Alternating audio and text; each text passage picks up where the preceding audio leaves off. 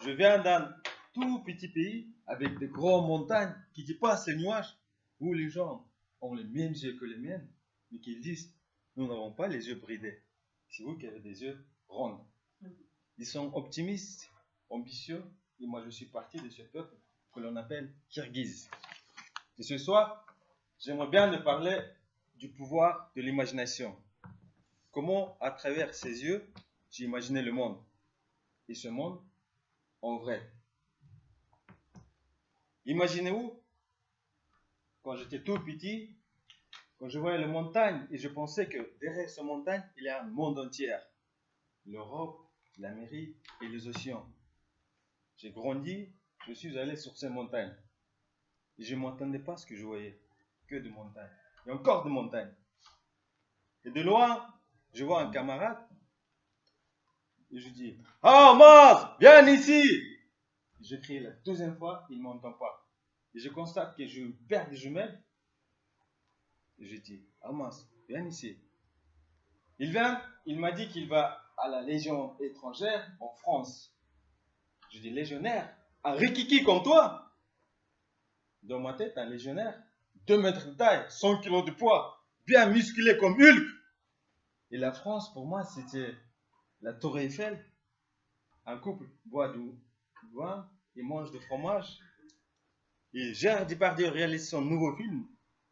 Et en face de moi sort une Française si charmante. Et je sens son odeur de parfum agréable. Et je perds ma connaissance. Elle me sert un petit café avec un poisson. Me dit, chérie, on va faire non, on va parler de l'amour. En vrai, j'arrive à Paris, je cherchais la Tour Eiffel. Je ne le voyais pas. Il n'y avait pas de Gérard Depardieu.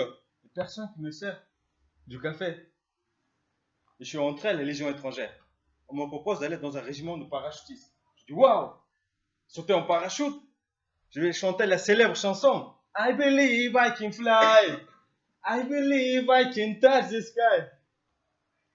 J'arrive dans ce fameux régiment. Je monte dans l'avion. L'avion se décolle. Et nous sommes prêts pour sauter. Et la porte s'ouvre. Et vous n'imaginez même pas ce que je voyais. Le globe de la Terre.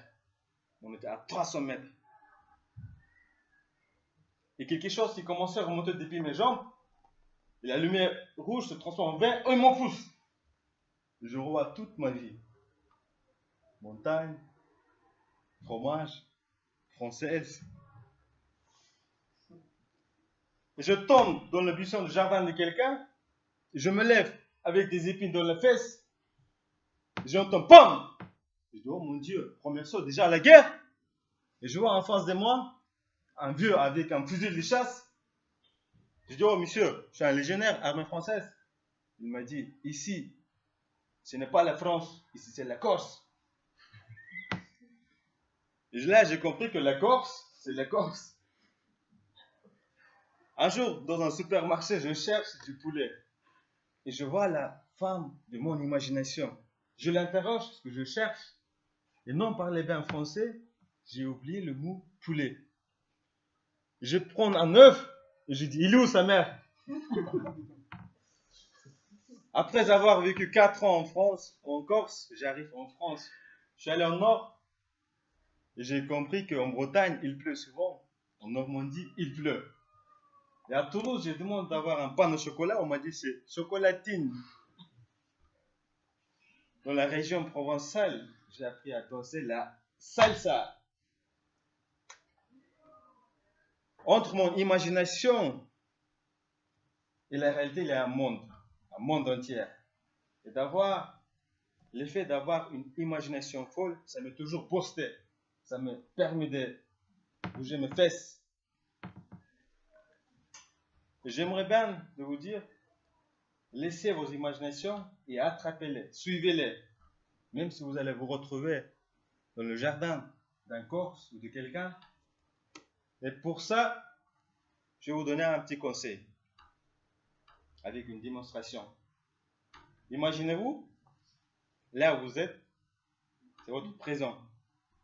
Derrière, c'est passé et devant, c'est futur.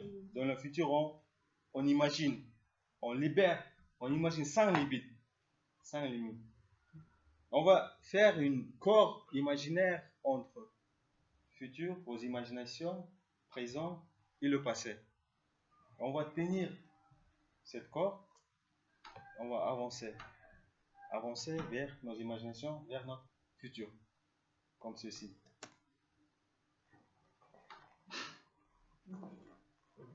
Merci.